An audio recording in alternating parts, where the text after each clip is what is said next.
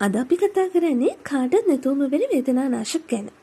කාටත් නැතුවම බැරි වුණත් මේක හරි හැටි භාවිතා නොකළොත් ඇතිවිය හැකි ගැටලු විශාල වශයෙන් තියෙන නිසා නිවැරදි භාවිතය ඉතා වැදගත්. වේදනානාශක වෛද්‍ය විද්‍යාත්මකව NSAID නමින් හඳුන්වනවා. මෙහි ක්‍රියාවන් කීපයක් තියෙනවා. වේදනාවට සහනය, හුනට සහනය, ප්‍රදාහ තත්ත්වයන්ට සහනය සලසා දෙනවා.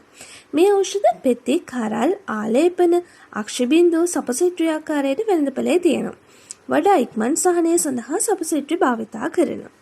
රුමටොයිඩ් ආතරයිටිස්, ඔස්ටියෝආතරයිටිස්, අස්ථි වේදනා, ඔසප් වේදනා, හිස් රැදි, මිග්‍රේන්, දතේ වේදනාවන් වගේ ලෙඩ රෝග රාශියක් සඳහා සහනය සලසා දෙනවා. සමහරක් වේදනානාශක වෛද්‍ය නිර්දේශ සහිතව වෛද්‍ය පරීක්ෂණ වලින් සනාථ කරගත්තාම උනට පවා භාවිතා කරනවා. නමුත් ඩෙන්ගු, මීඋන වගේ තත්ත්වයන් යටතේ ආමාශය තුවාල පවතිනවා නම් භාවිතයෙන් වැළකිය යුතුයි.